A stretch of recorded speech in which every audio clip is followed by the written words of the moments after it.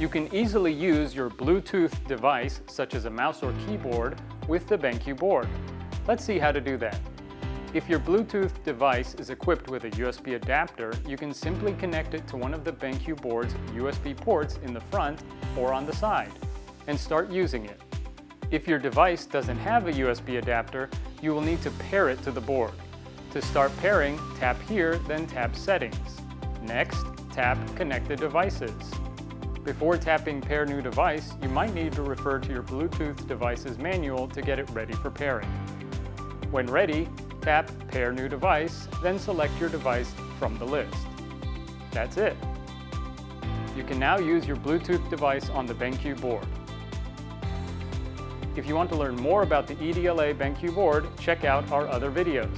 Thanks for watching.